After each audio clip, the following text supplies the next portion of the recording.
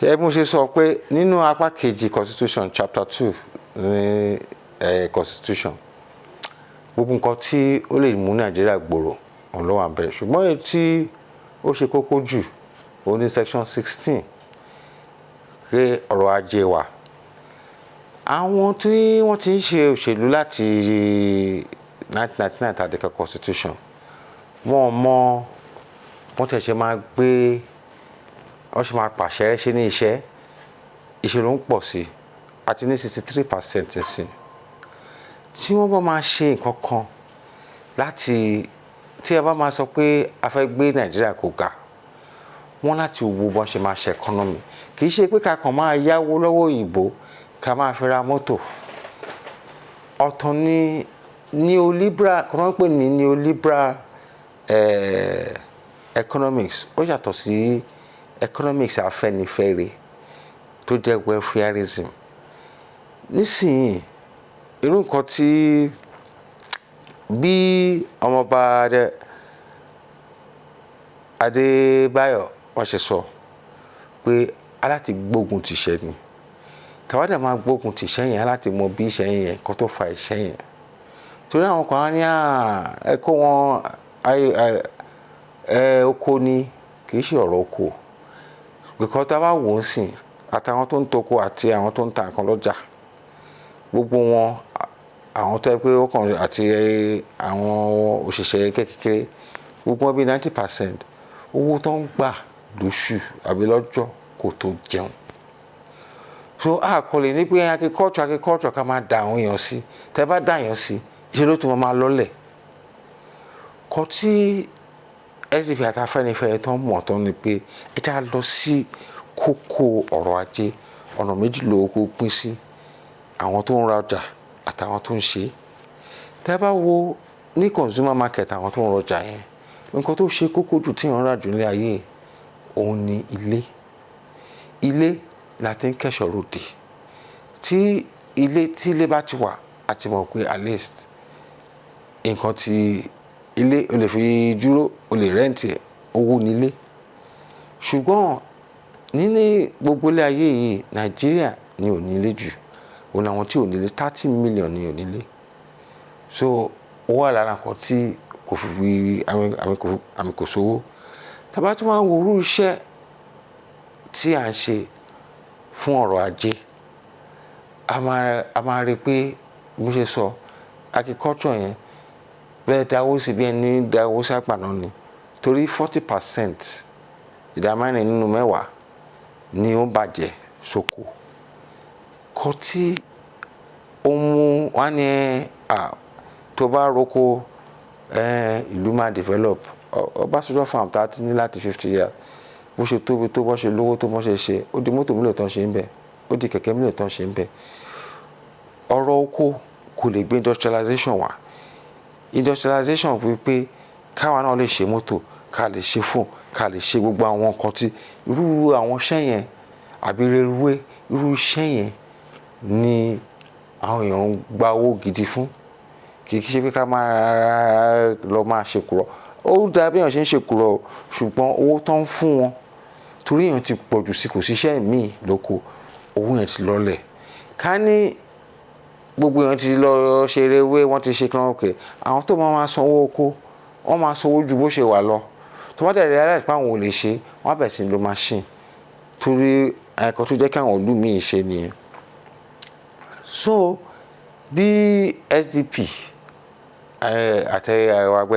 Afẹ́nifẹ́re bá ṣe rí ni pé aláti gbé ogun ní orí àwọn kan méjì tó di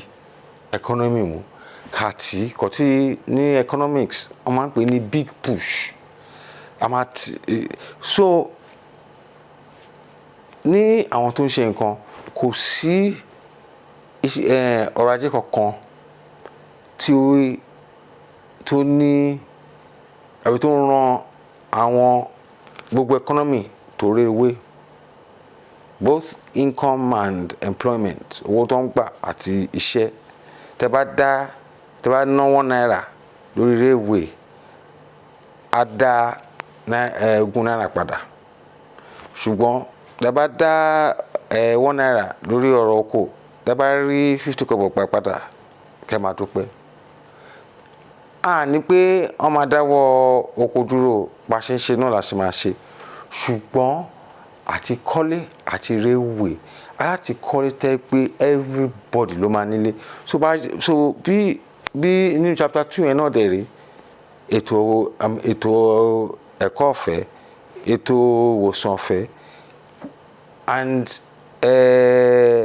gbogbo èèyàn náà láti ní ilé. Tẹ́wádẹ̀ tún di ẹ̀rẹ̀wé, gbogbo local government 774 gbogbo local government ló láti ní railway station. So nínú gbogbo ọrọ̀ ajé railway òun ló sì ní àǹfààní jù kiri nínú gbogbo economy. Torí inú irin, chemical, plastic, iná oríṣiríṣi, gbogbo àwọn ẹ̀ náà dẹ̀ rèé àwọn bí wọ́n ti ń túnṣe làwọn náà tún dá business míì lẹ̀ tó tọ́mọ tí ò ń ṣòwò. So àwọn méjì yẹn táwa dẹ̀ máa wọ àwọn ìlú tí ó ti yege lẹ́nu the last 20 years or tẹ́ bá wo China, bí China ṣe wà yẹn ó ń kọ́ 15,000 ilé lójúmọ́, ó dẹ̀ ń kọ́ bí 15 kilometers railway. Bẹ́ẹ̀ náà ní India. Kọ́tà yẹ káwa náà bẹ̀rẹ̀ ṣe nìyẹn tí SDP dẹ̀ ti sọ pé àwọn náà máa kọ́ bó tiẹ̀ jẹ́ 7,000 ilé lọ́dún àti ilé ní ojúmọ́, torí population yẹn bó ṣe increase a ní láti kọ́ railway náà. Ìyẹn ló máa jẹ́ kí gbogbo aráàlú kan níṣẹ́, kí ọrọ̀ ajé wa kó lọ sókè. Àwọn èèyàn ní báwo ni wọ́n ṣe máa sanwó ẹ̀. Ṣé rí nǹkan tí ò jẹ́ kí a máa ṣe ni pé àwọn òṣèlú wa wọ́n ti gbé independence, sovereignty wa wọ́n ti gbé sí ọwọ́ aráàta. Kàkà kí a lè tẹ owó ká fi kọ́ àwọn nǹkan, tá a bá ṣe a máa láti dá import dúró àwọn nǹkan táwọn alára tàn. Ṣùgbọ́n nǹkan tí bọ́ọ̀tì kankan là ń jẹ́ ń bì, tá a bá reduce ẹ̀kọ́ tí à ń rà láti ìlú òkè ká kọ́ ìlú tiwa, ó máa ní àǹfààní fún gbogbo aráàlú. Ṣùgbọ́n bí mo ṣe sọ, economics ti wọn, economics ti ìlú òyìnbó ni, ti IMF, ti World Bank, wọ́n ṣe máa san owó tó máa dánwó kò kan taráàlú, kì í ṣe Afẹ́nifẹ́re, àdánìkànjẹ akótilétà òun ni nǹkan tí àwọn ń ṣe yẹn. So pẹ̀lú nǹkan tí SDP àti Prince Adéwọlé Adébáyọ̀ tó ti láwọn máa ṣe, eléyìí tí wàá kúrò pé ọmọ Ìgbò kan Yorùbá sí Yorùbá, Afẹ́nifẹ́re, ọmọlúàbí, ọrọ̀ ajé la fẹ́ ṣe,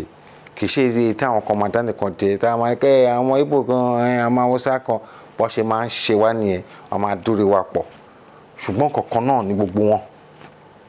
So lọ́tẹ̀ yìí a fẹ́ gbọ́ ń pa pé ẹ̀dà rẹ̀ àbí ẹ̀sìn ẹnìkan àbí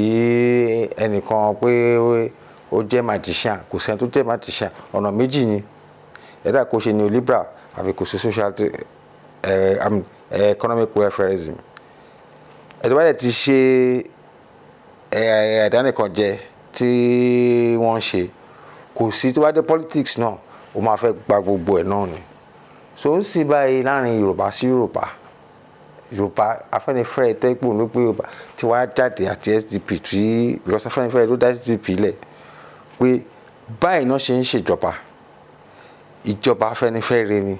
ìjọba aráàlú ni, ìjọba láti ìsàlẹ̀ tá a máa kọ́ fúnra wa, kì í ṣe ètò ẹ máa ní ẹjọ́ ẹ̀yà mi níye báyìí ẹ yá mi ní iye báyìí ẹ yá mi ní iye báyìí kọ́tọ́ ti ń ṣe látijọ́ ẹni ẹ̀ tẹ́ pé àti wá dẹ gbèsè títí tí wọ́n tún wá àwọn ẹni ẹni ẹ̀dẹ̀ ti lọ yáwó lọ́wọ́ ẹ̀ tó wá ní pé ìyàwó ẹ̀ gbọ́dọ̀ jẹ oúnjẹ rẹ̀ kan lọ eléyìí ò gbọ́dọ̀ jẹ òun ni ó sì jẹ́ pé nísìnyí láàrin èèyàn mẹ́ta èèyàn méjì pé ló lè jẹun ní Nàìjíríà ó dẹ̀ láti dópin àbí wọ́n ṣe máa ṣe ni àwọn tó dẹ̀ ń sọ pé agriculture ẹ sọ fún wọn èwo nínú wọn ló máa jẹ́ kí ọmọ òun kó lọ ṣiṣẹ́ lóko kó máa gba 5,000 irú àwọn tó lọ sí lóyìnbó ara lẹ́yìn wo ló lọ sí lóyìnbó rí tẹ́ gbọ́ pé bí wọ́n ṣe ń ṣe agric bẹ́ẹ̀ yẹn ó sọ̀rọ̀ da ibẹ̀ ló ti ń ṣiṣẹ́ kọ́sí gbọ́n ní lóyìnbó àwọn immigrant ni wọ́n máa ń ṣe agriculture so economy tí ó máa fún wa níṣẹ́ torí even manufacturing tán ní wíwí ká ti ṣe rice ká ṣe Coca-Cola ká ṣe tobacco kì í ṣe irú àwọn iṣẹ́ bẹ́ẹ̀ yẹn là ń wá tàbá wo àwọn food beverages and tobacco tàbá papọ̀ mọ́ àwọn tó ń ṣaṣọ àti oní-cement 70% ẹ̀kọ́ tá à ń produce nìyẹn kò yẹ kó rí bẹ́ẹ̀ ó yẹ káwọn náà lè lórin and the only way tí ayé lè fi ṣe òun náà nìyẹn and ara nǹkan tó tún sọ ni pé okay torí inflation kàkà ká lo contractor ká kú lo ìjọba ká kú lo àwọn ológun ní